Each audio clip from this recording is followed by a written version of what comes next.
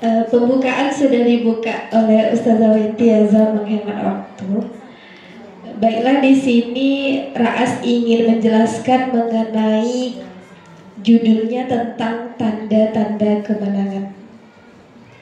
Nah, di zaman Rasulullah Shallallahu Alaihi Wasallam ada seorang wanita, dia disebut dengan Ummul Mukminin. Nah, ketika dia sebelum disebut Ummul Mukminin, dia disebut dengan Ratu Mekah. Nah, Ummul Mukminin apa, Ustazah?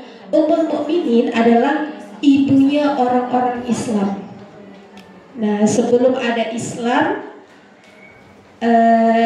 jadi Ratu Mekah. Setelah ada Islam, terbitlah menjadi Ummul Mukminin, ibu orang-orang Islam.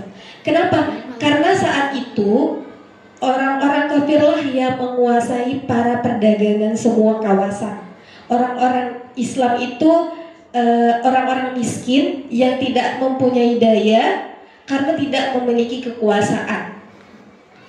Jadi di sini peran Ummul Mukminin ini yang membantu para orang-orang Islam. Ia mempunyai rasa cinta yang begitu besar kepada umat Nabi Muhammad, seperti cintanya ibu kepada anaknya. Kira-kira ustazah tahu siapa Ummul Mukminin?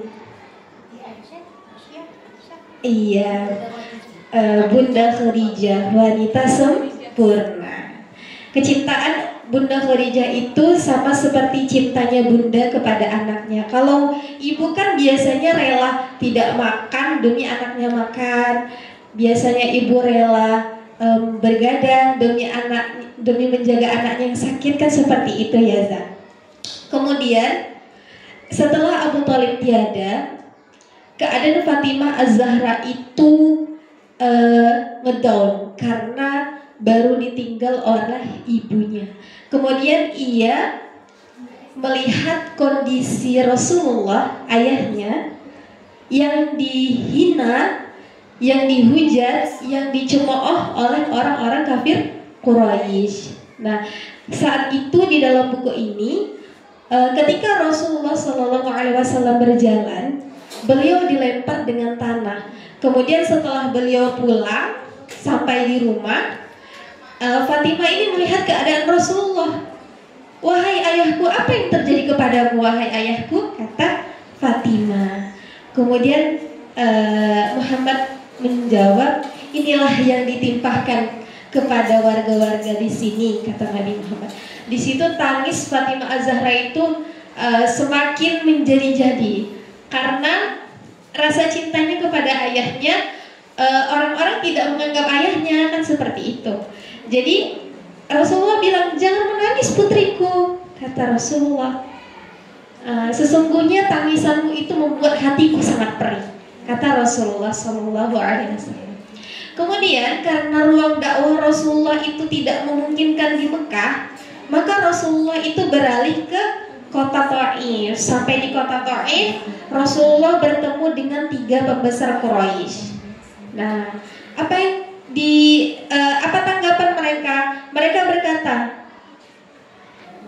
tidak adakah utusan selain engkau? Kata mereka seperti itu.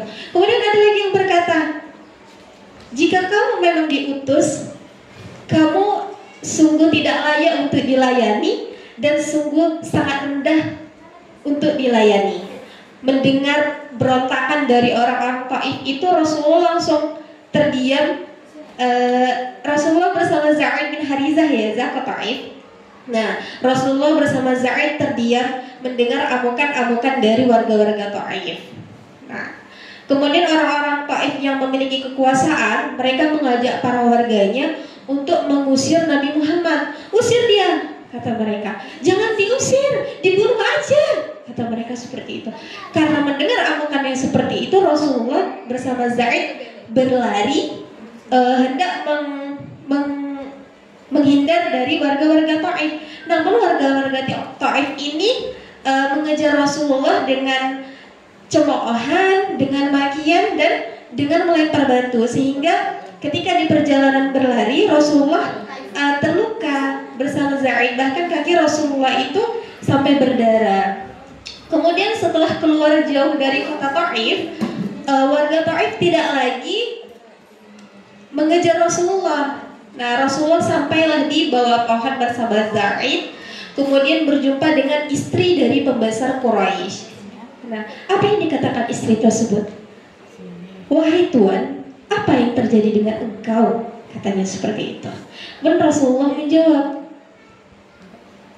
iya, inilah yang ditimpahkan suamimu kepada kami. Kata Rasulullah. Mendengar seperti itu, istrinya ini langsung pergi karena ia takut ketika ia kedapatan mengasihi Rasulullah itu yang memang bukan warga Taif, dan mereka itu hanya ingin mengganti nama-nama berhala orang Taif. Istri pembesar ini pergi. Ia takut nantinya ia kena dengan warga-warga Taif itu. Nah, kemudian setelah berlari, nafasnya sudah lega, Rasulullah dan Zaid, kemudian Rasulullah berdoa. Nah, apa doa Rasulullah? Allahumma ya Allah, kepadamu juga aku mengadukan kelemahanku, kurangnya kemampuanku, serta kehinaan diriku di hadapan manusia.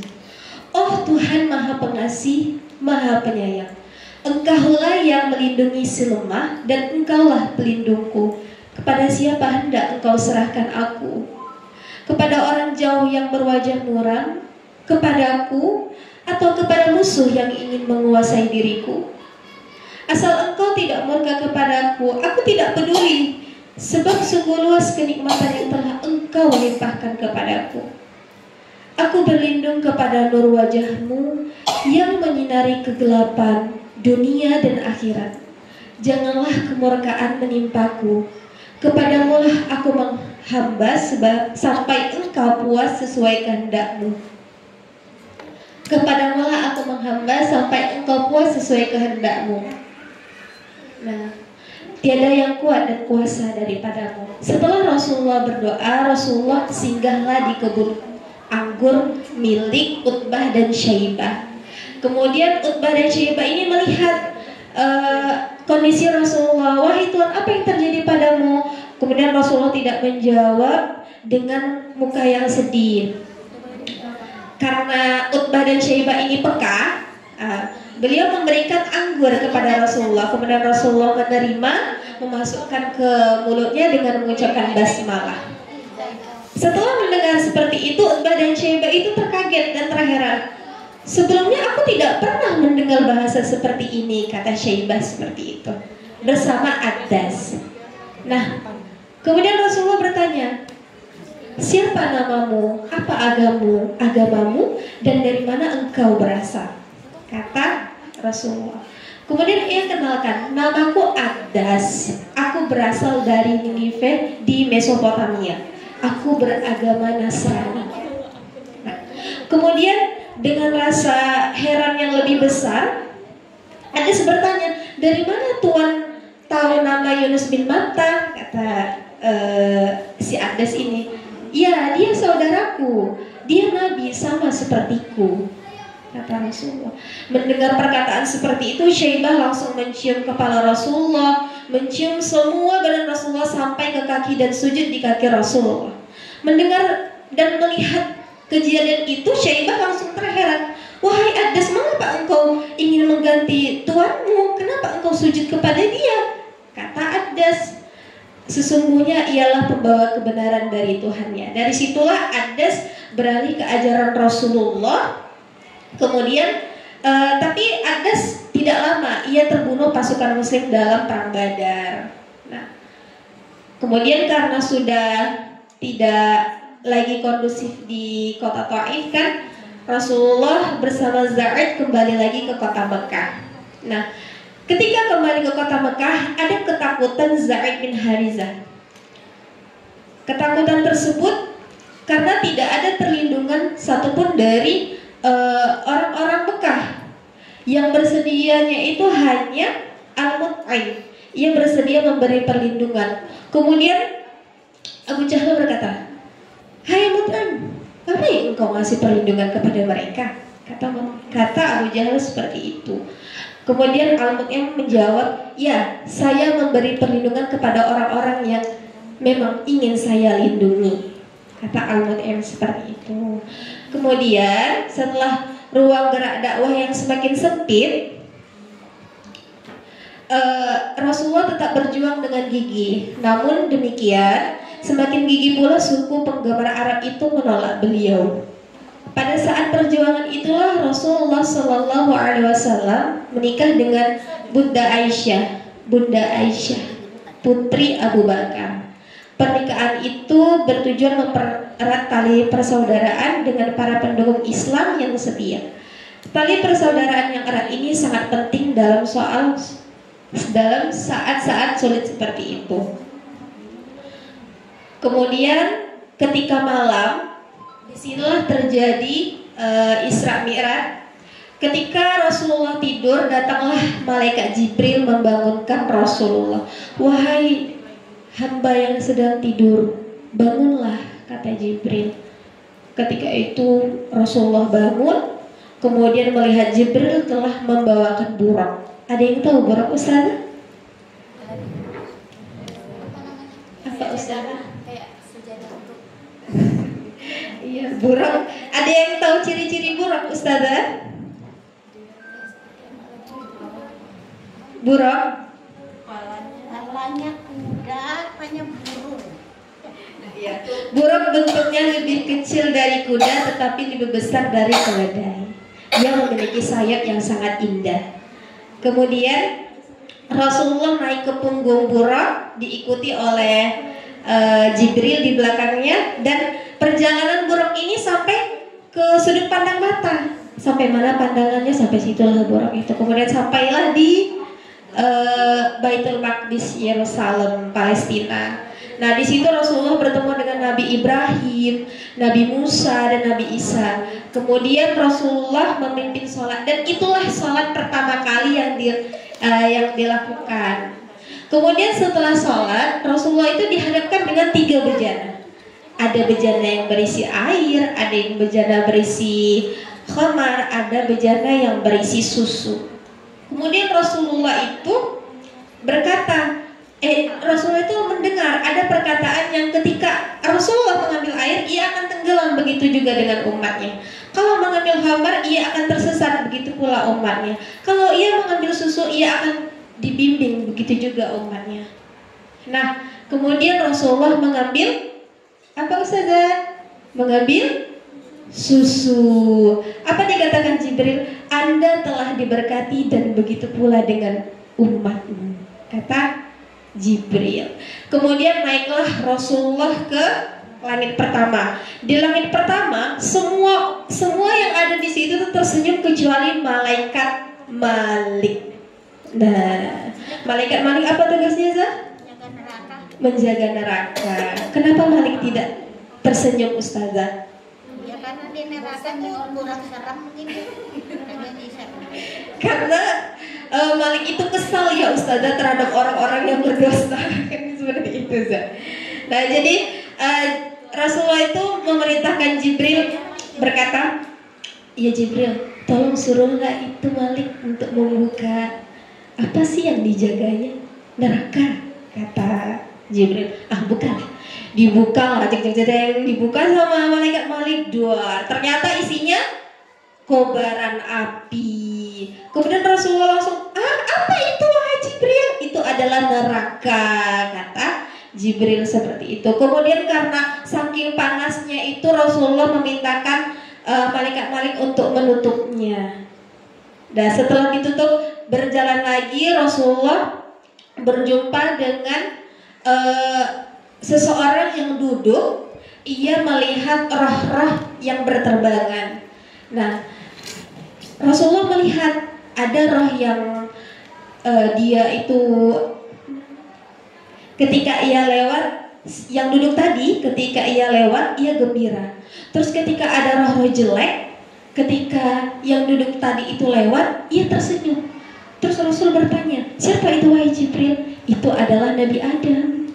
Dijelaskan sama Jibril, Nabi Adam itu melihat roh-roh yang baik, dan Nabi Adam mengatakan selamat atas keimananmu. Ketika Nabi Adam melihat roh-roh yang jelek, Nabi Adam itu kesal, dia tidak mau melihatnya. Kemudian Rasulullah berjumpa lagi dengan wanita yang di bibirnya itu seperti bibir unta. Jadi dia memakan besi, keluar lewat dari tenggorokan, masuk usus, keluar dari duburnya, dan ia memakannya lagi. Wahai Jibril, siapa itu wahai Jibril? Dia adalah orang yang memakan harta anak yatim. Kemudian Rasulullah berjalan lagi. Rasulullah melihat ada orang-orang yang diinjak-injak, perutnya besar, terus diinjak-injak oleh segerombolan unta. Rasul bertanya, siapa itu wahai Jibril? Dia adalah pemakan riba. Nah, jadi banyak sekali kejadian-kejadian yang dialami Rasulullah saat perjalanan Isra Mi'raj. Sampailah di langit kedua, Nabi bertemu dengan Nabi Isa dan Nabi Yahya. Di langit ketiga itu Nabi Yusuf. Ada yang tahu Nabi Yusuf, Ustazah? Nabi yang paling tampan. Iya. Kemudian ada Nabi Idris. Di langit kelima ada Nabi Harun. Ada yang tahu, Ustazah, Nabi Harun itu Nabi apa? Saudaranya Nabi Musa. Iya. Kemudian langit keenam itu ada Nabi Musa, dan yang terakhir di langit ketujuh. Sampailah Rasul di langit ketujuh bertemu dengan seseorang yang mirip dengan Rasulullah. Siapa itu wahai Jibril? Kata Rasulullah. Iya, dia adalah ayahmu Ibrahim. Sampai di singgasananya Arasyana, Rasulullah dibawa ke surga. Di situ tidak bisa dijelaskan ya Ustazah. Pokoknya di buku ini itu surga itu sangat indah, tidak dapat digambarkan oleh logika manusia. Nah, setiap harinya di sana masuk 70.000 malaikat, namun tidak keluar lagi. Kemudian ketika Rasulullah sampai di surga, Rasulullah melihat banyak bidadari. Ada satu bidadari yang ditanya oleh Rasulullah, bidadari ini bibirnya gelap namun indah. Jadi ditanya sama Rasulullah, wahai bidadari, milik siapakah engkau? Kata Rasulullah, ya, saya milik Zaid bin Harizah. Ternyata sahabat Rasulullah itu sudah memiliki bidadari walaupun ia belum menikah di dunia. Kira-kira Ustazah jodohnya di mana? Ustazah, iya. Yang memilangkan dirinya sendiri. Iya, memilangkan diri sendiri, Ustazah. Nah, setelah sampai di langit itu, perintah Isra Mi'raj ini kan adalah perintah sholat ya, Zak. Kemudian sudah turun lagi, Rasulullah berjumpa dengan Nabi Musa. Rasul mengatakan ternyata ada 50 sholat yang akan kita kerjakan. Penduduk kemarin juga seperti itu, kata Nabi Musa, tapi tidak ada yang bisa. Kata Nabi Musa seperti itu. Coba kamu nego lagi deh sama Allah, katanya. Bulat-balik naik turun Rasulullah. Sampailah akhirnya dinego menjadi lima waktu. Ternyata Allah itu baik ya Ustazah. Sholat aja kita nego loh, Ustazah. Kemudian setelah perjalanan itu, setelah 5 waktu, deal. Balik lagi Rasulullah dalam tidurnya di rumah Ummu Hani. Nah, ketika bangun dari tidurnya,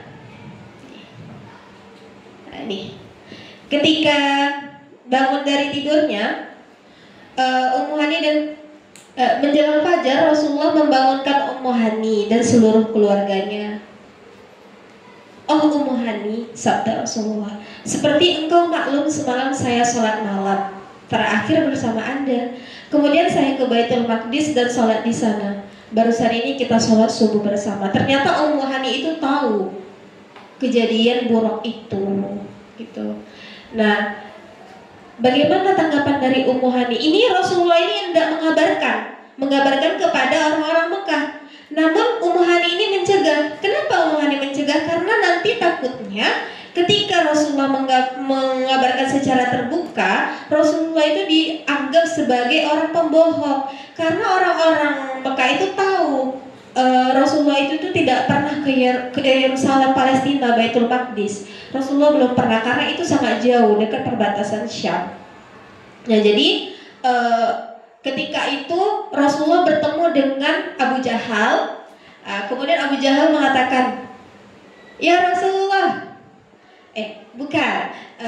Abu Jahal tidak pernah mengatakan Rasulullah, tapi Abu Jahal mengatakan, ya Muhammad, Apa cerita selanjutnya? Kata Abu Jahal. Kemudian Rasul berkata, ya aku mendapat suatu perkara yang baru. Apa tuh? Kata Abu Jahal. Ya aku pergi ke Baitul Maqdis kemarin, tadi malam, kata Nabi Muhammad. Kemudian Abu Jahal langsung mengejek, mengolok Nabi Muhammad. Sanggupkah engkau mengabarkan kepada orang-orang Mekah? Ya sanggup, panggillah, kata Nabi Muhammad. Nah, ketika itu Abu Jahal memanggil penduduk-penduduk Mekah. Kemudian dikabarkanlah bahwa Rasulullah itu pergi ke Baitul Maqdis menerima perintah sholat. Semua tidak ada yang percaya, karena memang di luar kendali. Karena kesana itu tidak cukup hanya satu malam seperti itu, dan paginya Nabi Muhammad sudah kembali lagi. Nah itu memang sangat tidak mungkin kalau dipikirkan dengan logika manusia. Kemudian di sini Abu Bakar membenarkan cerita Rasulullah ketika kan Abu Bakar kemudian mendatangi Rasulullah. Saat itu orang Quraisy sedang meminta Rasulullah menggambarkan bentuk Baitul Maqdis. Mereka tahu Rasulullah belum pernah satu kali pun berkunjung ke tempat itu. Sementara itu beberapa orang dari mereka telah terbiasa berdagang sampai ke Syam. Nah, jadi Abu Bakar itu seorang yang pernah berdagang ke sana. Jadi Abu Bakar meminta Rasulullah itu menggambar bagaimana Baitul Maqdis itu. Kemudian digambarlah sama Rasulullah.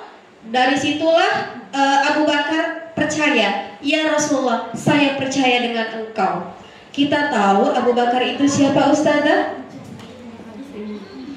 Abu Bakar dulunya kan tidak pengikut Rasulullah, tapi karena Rasulullah menggambarkan itu, maka Abu Bakar ikut dengan Rasulullah. Dengan begitu, melihat seperti itu, Abu Lahab itu sangat benci jadinya, benci terhadap apa yang terjadi saat itu. Nah, karena di Mekah juga tidak ada yang menerima selain Abu Bakar. Nah, jadi Rasulullah itu berdakwah itu kepada orang-orang yang datang saja ke Mekah ketika berhaji. Nah, ketika Rasulullah datang kepada para badui tersebut, datang pula lah di belakang itu Abu Jahal. Abu Jahal mengatakan, jangan percaya, dia itu ingin mengganti nama-nama Tuhan kita, Lata dan Uzza. Kata Abu Jahal seperti itu. Di mana ada Nabi Muhammad, disitulah ada Abu Jahal. Sama di kehidupan sekarang ya Ustazah, pasti ada. Kemudian, nah penduduk Madinah, orang-orang Yathrib termasuk rombongan orang Arab yang sering datang ke Mekah. Suatu saat kelak Rasul mengubah nama Yathrib menjadi Madinah. Orang-orang Yathrib terpecah menjadi dua golongan, orang kaum Aus dan orang Kharaj. Kedua suku ini saling berperang satu sama lain selama 120 tahun. Suatu saat kaum Aus yang menang, pada saat lain orang Kharaj yang mengalahkan Aus. Nah, rupanya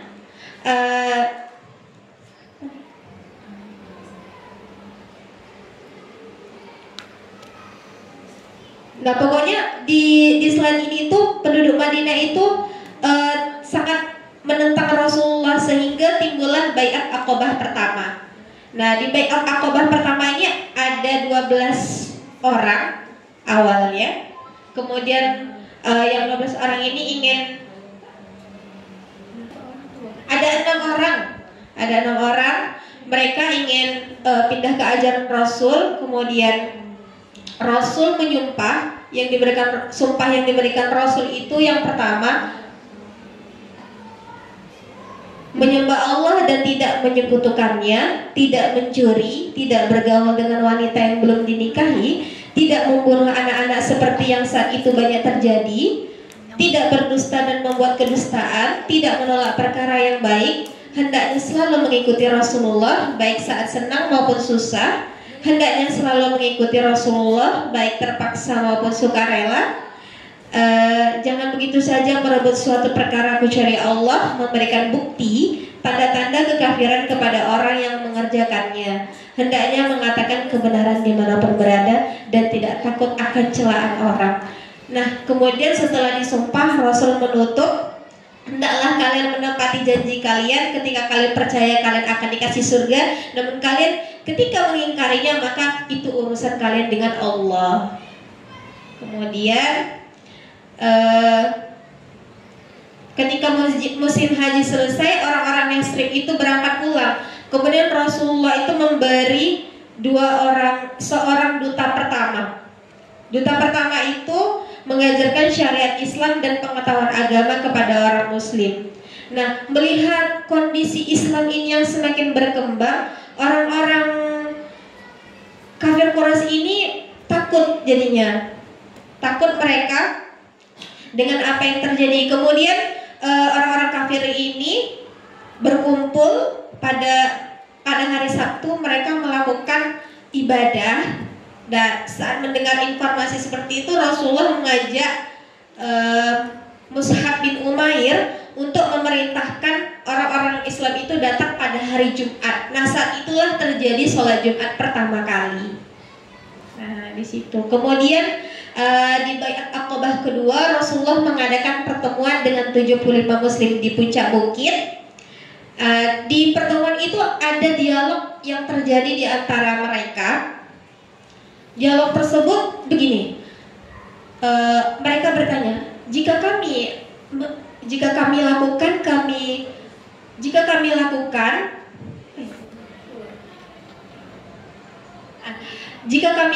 dan engkau menang terhadap ini, apakah engkau akan pergi meninggalkan kami? Kata mereka seperti itu. Terus Rasulullah berkata, tidak, saya sehidup semati, saya Tuhan dan saya. Siapa yang Tuhan perangi, saya akan perangi. Kata Rasulullah seperti itu. Sesungguhnya jika engkau mengikuti, engkau mendapat surganya Allah, kata Rasulullah. Jadi Rasulullah itu dulu ketika berdakwah itu sangat manis sekali, Ustazah. Kata-katanya diajak ke bukit-bukit, setelah diajak ke bukit-bukit, dibawa lagi ke tempat-tempat sunyi yang memang tidak akan diketahui orang-orang, karena kan dakwanya secara sembunyi-sembunyi gitu. Kemudian isi ikrarnya itu, kami berikrar mendengar dan setia pada waktu suka dan duka, pada waktu bahagia dan sengsara. Kami hanya akan berkata yang benar di mana saja kami berada, dan kami tidak takut kritik siapapun atas jalan ini. Zat, udah 11:30 Ustazah. Berarti jam 12 dong Ustaz.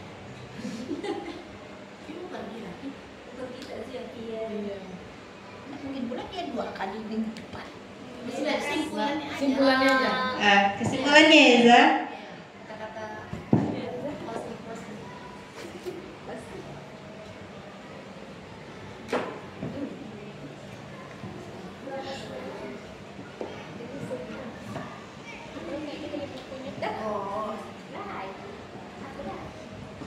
Tapi sebenarnya masih panjang, Ustazah.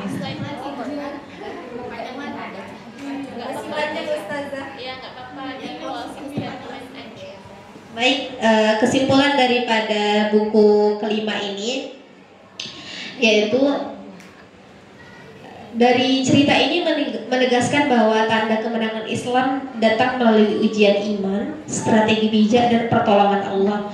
Kemenangan bukan sekedar kuantitas, melainkan transformasi moral dan sosial. Pelajaran utamanya yang dapat kita ambil yaitu kesabaran menghadapi kezaliman membuahkan hasil, pengampunan lebih kuat daripada balas dendam, dan persatuan umat adalah kunci keberlanjutan. Itu intinya, Ustazah. Mungkin sekian dari Yana, kurang lebihnya Yana mohon maaf. Yang benar datang dari Allah dan yang salah datang dari Yana sendiri. Kita tutup dengan wassalamualaikum warahmatullahi wabarakatuh.